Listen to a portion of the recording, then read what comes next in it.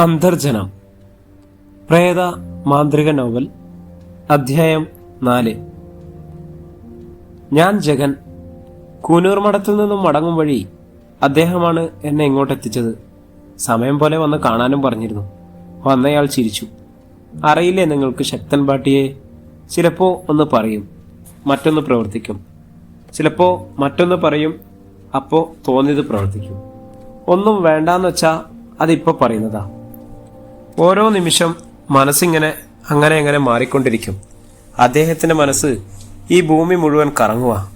ചുറ്റും ഗ്രഹങ്ങൾ പോലെ ഞങ്ങളും നിങ്ങളെപ്പോലെ ചിലരും. എന്നാ പിന്നെ നേരം കളയണ്ട, അധിക നേരം അവിടെ നിൽക്കണ്ട എന്ന അർത്ഥത്തിൽ അയാൾ പറഞ്ഞു. അകത്തേക്ക് തിരിഞ്ഞു. നമുക്ക് പോകാം ജഗൻ. അന്തർജനത്തിന്റെ ശബ്ദത്തിലെ തളർച്ച ജഗൻ തിരിച്ചറിഞ്ഞു. പക്ഷേ ഒന്നും പറയാതെ നടക്കുമ്പോൾ ജഗന് തോന്നി, ശക്തൻ പാട്ടയ്ക്ക് പിന്നിൽ എന്തോ ഒരു ദുരൂഹതയുണ്ട്. അത് സത്യമാണ്. അദ്ദേഹം അന്തർജനത്തിന്റെ വീട്ടിൽ നടന്ന ഒരു സംഭവം അറിഞ്ഞിരിക്കുന്നു. എന്തായാലും എവിടെയോ ഒരു സ്പെല്ലിംഗ് മിസ്റ്റേക്ക്. താജിൽ നിന്നും ഇറങ്ങി കാറിലേക്ക് കയറുമ്പോൾ അന്തർജനം പറഞ്ഞു, ഒരു അന്വേഷണത്തിന് ഒരു യാത്രയ്ക്കുമൊന്നും എനിക്ക് മനസ്സ് വരുന്നില്ല ജഗൻ. സരിത പബ്ലിക് ലൈബ്രറിയിൽ ഉണ്ടാവും. എന്നെ അവിടെ വിട്ടാൽ മതി. ലൗലിയുടെ വിവരം അറിയുമ്പോൾ അത് അവൾക്ക് എങ്ങനെ താങ്ങാനാവുമെന്ന് അറിയില്ല. വിശ്വസിക്കാനും. ജഗനൊന്നും മിണ്ടിയില്ല. എനിക്ക് വല്ലാത്ത കുറ്റബോധം തോന്നുന്നു. അന്തർജനം പറഞ്ഞപ്പോൾ ജഗൻ ചോദിച്ചു, എന്തിന്? ഞാൻ ഒരിക്കലും ജഗനോട് കൂനൂർ മഠത്തിനെ കുറിച്ച് പറയാൻ പാടില്ലായിരുന്നു. ജഗൻ പോയി കഴിഞ്ഞ് സുമിത്രയുടെ അച്ഛൻ കുമാരൻ സാർ എന്നെ വിളിച്ചിരുന്നു. ഫോണിൽ ഒന്ന് സംസാരിക്കാൻ അദ്ദേഹം തയ്യാറായില്ല. നേരിട്ട് വന്നോളൂ, ഞാൻ കാത്തിരിക്കുന്നുവെന്നേ പറഞ്ഞുള്ളൂ. എന്നിട്ട് പോയിരുന്നോ? ജഗൻ ചോദിച്ചു. ഉവ്. അദ്ദേഹം വല്ലാതെ അസ്വസ്ഥനായിരുന്നു. കൂനൂർ മഠത്തിലേക്കുള്ള ജഗന്റെ യാത്രയിൽ അദ്ദേഹം വല്ലാതെ ഭയന്നിരുന്നു.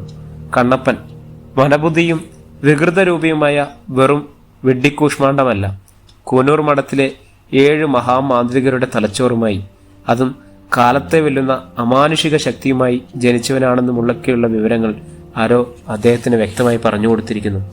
പിന്നെ സത്യത്തിൽ എനിക്കറിയില്ല ജഗൻ. എനിക്ക് അറിയാത്ത എന്തൊക്കെയോ അദ്ദേഹം പറഞ്ഞു. എന്നെ ധാരാളം കുറ്റപ്പെടുത്തി. എൻ്റെ മകളെ അനാഥയാക്കരുതെന്ന് യാചിച്ചു. ഒടുവിൽ എന്തെങ്കിലും രക്ഷയുണ്ടെങ്കിൽ നിന്നെ തിരിച്ചു കൊണ്ടുവരണമെന്ന് അദ്ദേഹം എൻ്റെ 2 കൈകളും കൂട്ടിപ്പിടിച്ച് പറഞ്ഞപ്പോൾ ഞാൻ കണ്ടു ആ കണ്ണുകൾ നിറഞ്ഞിരിക്കുന്നത്, ആ ഹൃദയം വേദന കൊണ്ട് വിങ്ങിപ്പൊട്ടുന്നത്. കുട്ടിശങ്കരൻ വക്കീൽ നന്നേ പണിപ്പെട്ടാണ് അദ്ദേഹത്തെ ആശ്വസിപ്പിച്ചത്. പിന്നെ ആ ദൃശ്യം മുമ്പിൽ കാണുന്നത് പോലെ നിശബ്ദയായിരുന്നു അന്തർജനം.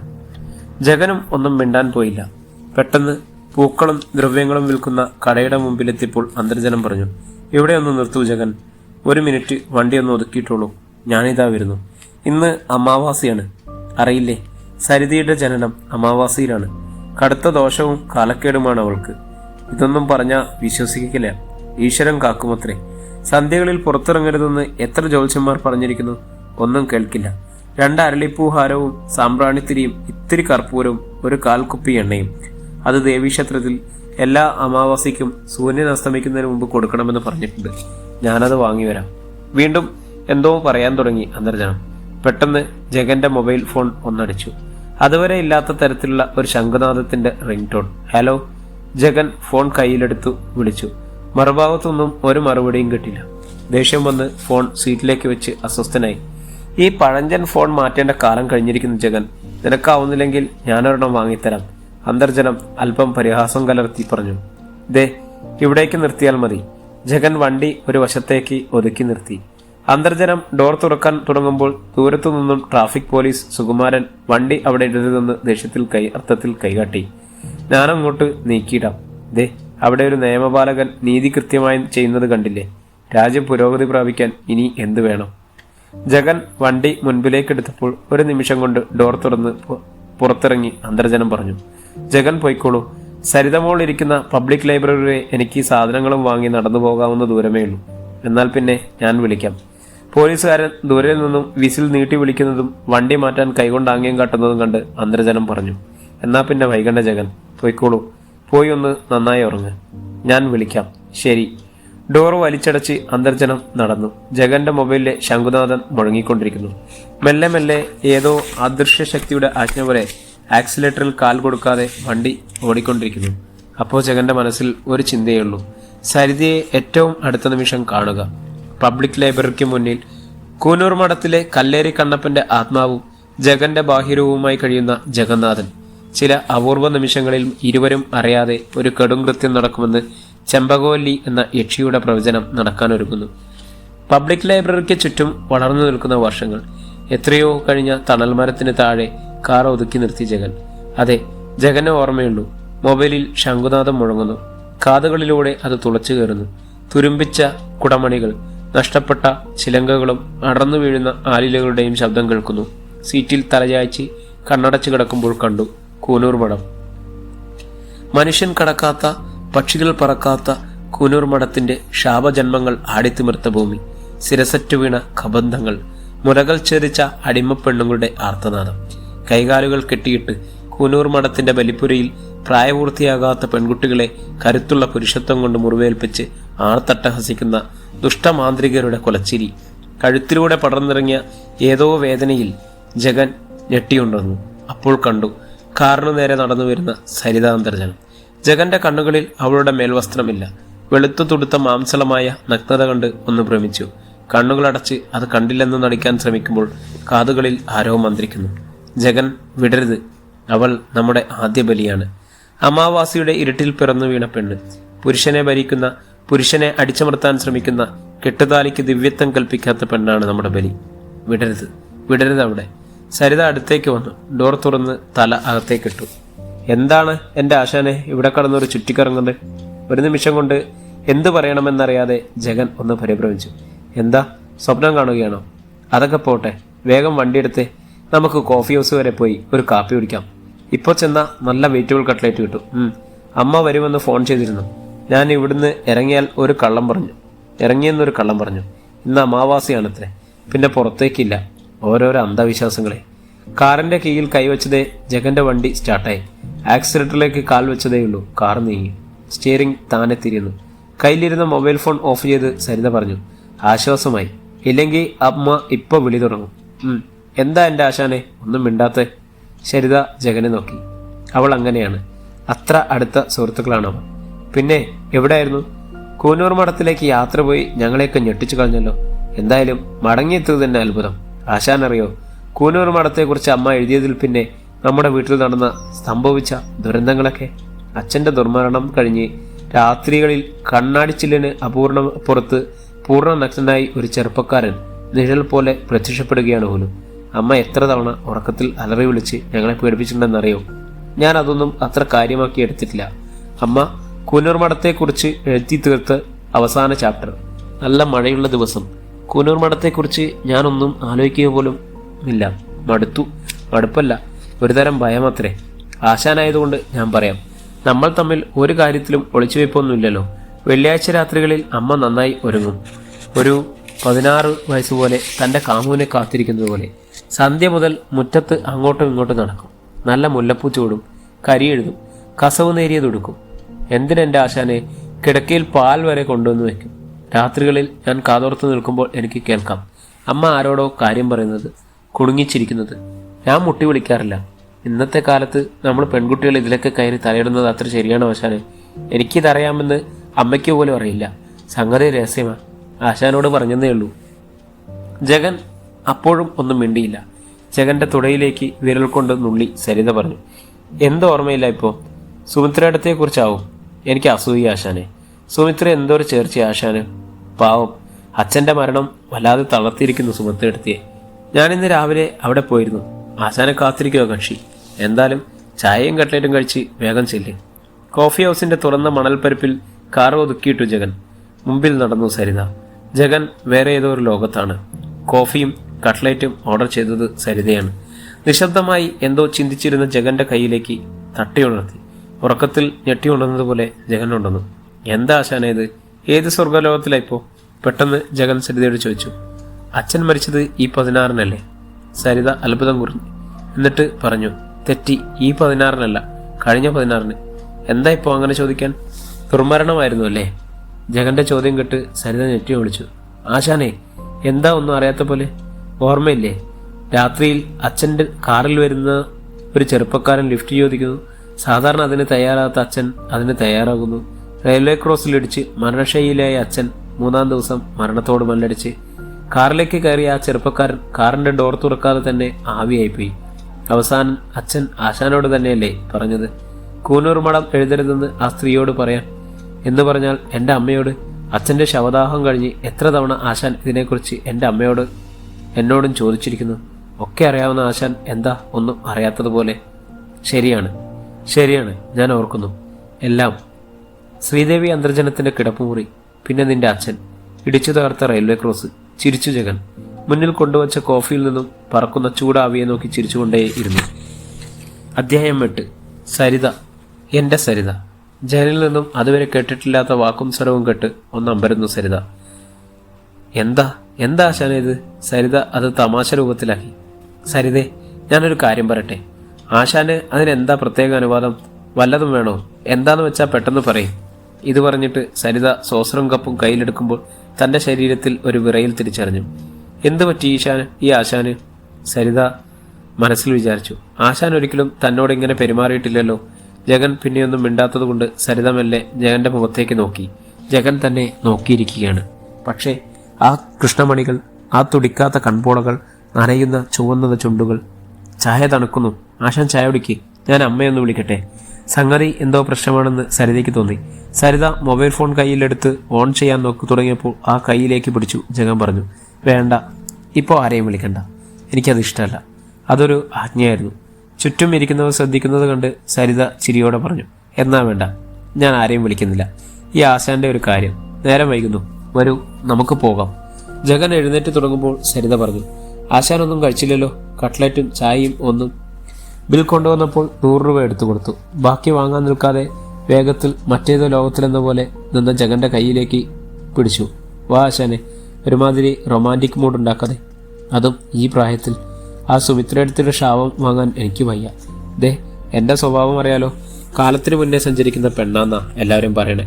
ഭർത്താവ് വേണ്ട, ഇഷ്ടപ്പെട്ട പുരുഷനിൽ നിന്ന് ഒരു കുഞ്ഞ്. അങ്ങനെ ഞാനൊരു അന്തർജനമായി എന്നാ എല്ലാവരും ചോദിക്കുന്നത്. ഇത് പാശ്ചാത്യ സംസ്കാരത്തിന്റെ പച്ചപ്പ് പടർന്നു പിടിക്കുന്ന ഒരു പ്രകൃതിയല്ല എന്ന് വെച്ച് തീരെ അതിനെ അങ്ങ് തള്ളിക്കളയാനും പറ്റില്ല.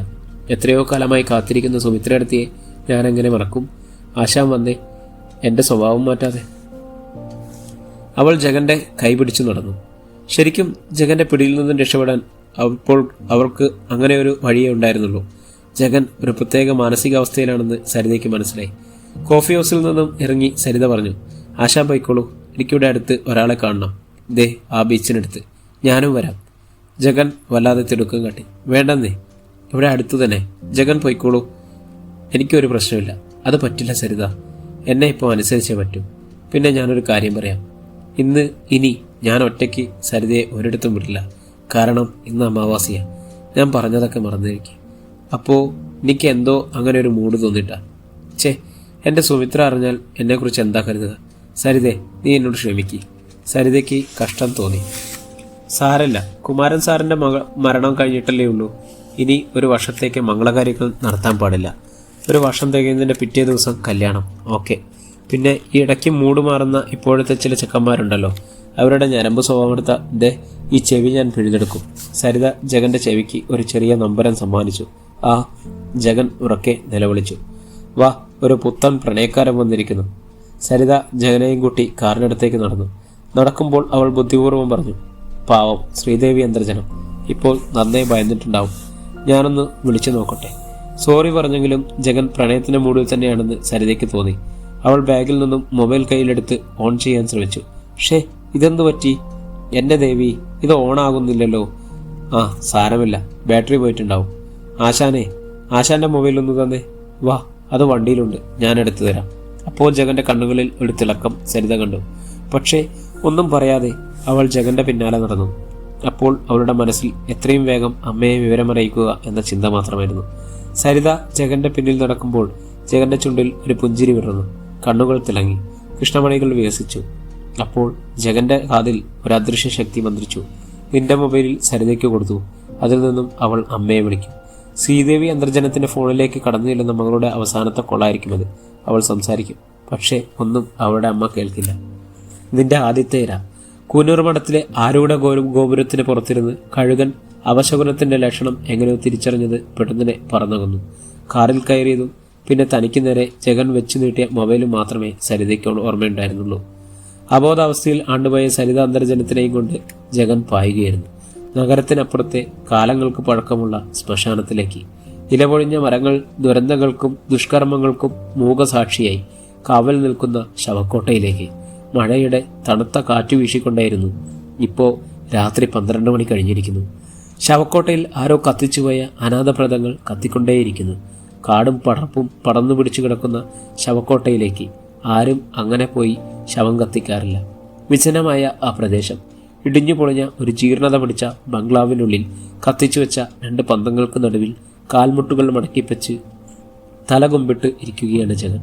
പക്ഷേ ഒറ്റ നോട്ടത്തിൽ അവൻ ജഗനാണോ എന്ന് തിരിച്ചറിയാൻ പ്രയാസം. പുറത്തുനിന്നുള്ള മഴക്കാറ്റിൽ പന്തത്തിലെ തീയാളി പടർന്നു. ആകാശത്ത് നക്ഷത്രങ്ങളില്ല. ചിതയിൽ കത്തുന്ന ശവങ്ങളുടെ നട്ടെല്ല് പൊട്ടിത്തെറിച്ച് അവ ഉയർത്തെഴുന്നേൽക്കുന്നു. പിന്നെ ചാരമായി പൊടിഞ്ഞു വീഴുന്നു.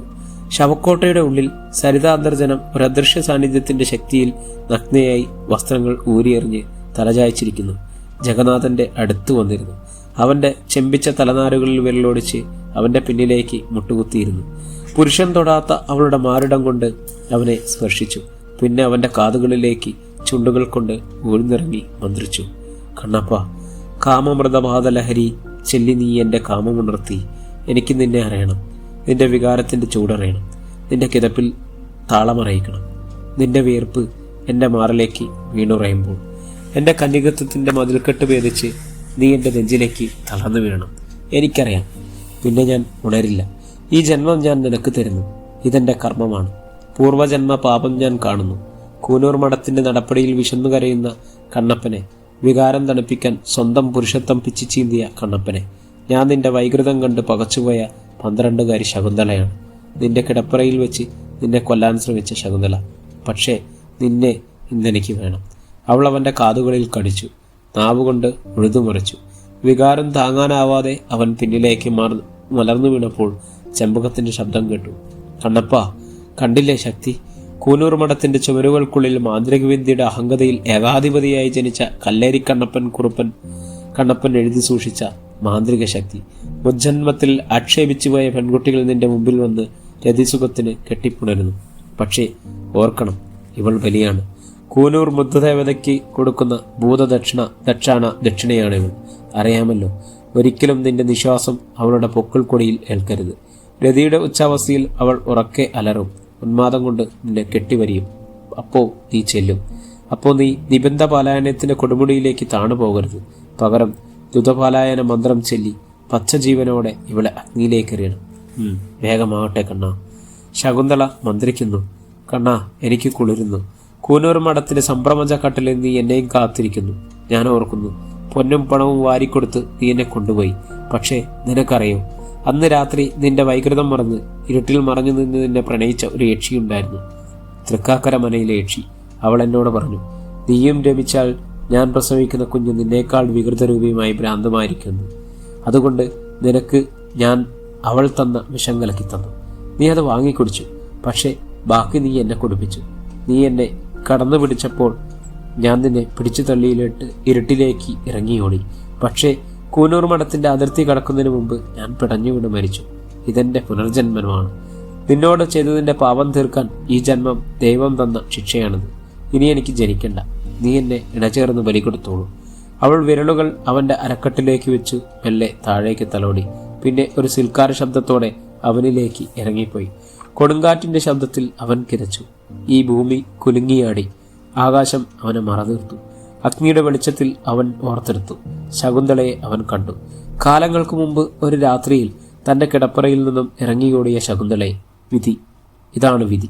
ഞാൻ ചെയ്യുന്നത് കല്ലേരി കറുപ്പൻ കണ്ണപ്പൻ എഴുതി വെച്ച കല്ലേരി കുടുംബത്തിന്റെ നീതിയാണ്. രതിയുടെ മഴ പെയ്തിറങ്ങിയ രാത്രിയിൽ അവൻ അവളെ വാരിയെടുത്തു. അടുത്ത് കണ്ട ചിതയിലേക്ക് ബലിയായി എറിഞ്ഞ് ഉറക്കെയലറി. ചുടലദേവി, ഭൂതഗണ ശത്രപ്രിയെ സമർപ്പണം. മുജ്ജമ്മ പാപകാല നിവാരണം സമർപ്പണം.